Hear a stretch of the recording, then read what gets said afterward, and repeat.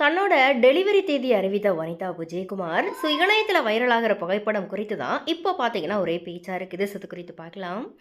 So Vanitha பார்த்தீங்க அப்படின்னா அவங்களுடைய குடும்பத்தோட ஏற்பட்ட தகராறு காரணமாக தன்னோட மகள்களோட தனியாக வாழ்ந்துட்டு வராங்க.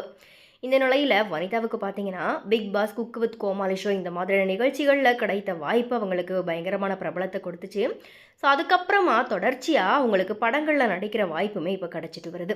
இந்த நிலையில தான் அவங்க டான்ஸ் மாஸ்டர் ராபர்ட்டோட இணைந்து மிஸ்ஸஸ் அண்ட் மிஸ்டர் அப்படிங்கிற மாதிரியான ஒரு படத்தை இயக்கியும் அதில் நடிச்சும் இருக்கிறாங்க. இந்த படத்தை வனிதாவோட மகள் ஜோவிகா தான் தயாரிச்சிருக்கிறாங்க. படத்தினுடைய படப்பிடிப்புகள் எல்லாமே முடிஞ்சு போஸ்ட் ப்ரொடக்ஷன் ஒர்க்ஸ் எல்லாமே இப்போ போயிட்டுருக்குது. படம் குறித்த அப்டேட்ஸை அப்பப்போ பார்த்தீங்கன்னா வனிதா அவங்களுடைய இன்ஸ்டாகிராம் பக்கத்தில் ஷேர் பண்ணிட்டு வராங்க. படத்தோட ஆடியோ லான்ச் அண்ட் ட்ரெய்லர் 25ஆம் தேதி வெளியாகும் அப்படிங்கிற மாதிரியாகவும், படத்தினுடைய டெலிவரி ஜூன் அப்படிங்கிற மாதிரியாகவும் வனிதா பார்த்தீங்கன்னா போஸ்டர் ஒன்றை ஷேர் பண்ணி அறிவிச்சிருக்கிறாங்க.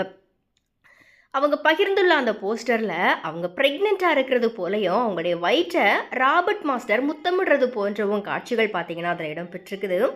இந்த படத்தில் வனிதா அண்ட் ராபர்ட்டோட இணைந்து Srimanth, Shakeela, chef Damu, power star Srinivasan இந்த மாதிரி பலருமே நடிச்சிருக்கிறாங்க. இந்த படத்துக்கு ஸ்ரீகாந்த் தேவா அவர்கள் இசையமைச்சிருக்கிறாரு. நீண்ட இடைவெளிக்கு அப்புறமா வனிதா மறுபடியும் திரைத்துறை பக்கம் திரும்பி இருக்கிறாங்க. அவங்களுக்கு ரசிகர்கள் பலருமே பார்த்தீங்கன்னா இப்போ வாழ்த்துக்கள் தெரிவிச்சுட்டு வராங்க.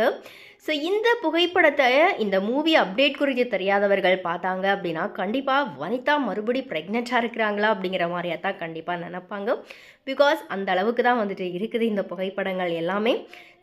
அது மட்டும் இல்லாமல் அவங்களுடைய மூவி அப்டேட் கூட டெலிவரி தேதி அப்படிங்கிற மாதிரி அவங்க குறித்திருக்கிறதுனால கண்டிப்பாக வனிதா மறுபடியும் திருமணம் பண்ணிக்கிட்டாங்களா அப்படிங்கிற மாதிரியான பேச்சுக்கள் பார்த்தீங்கன்னா இந்த படம் குறித்த விவரங்கள் தெரியாதவங்க மத்தியில் வந்துட்டு பேசப்படுது. எனவே இது குறித்த உங்களுடைய கருத்துக்களை மறக்காம கமெண்ட்ஸில் பதிவு பண்ணுங்கள்.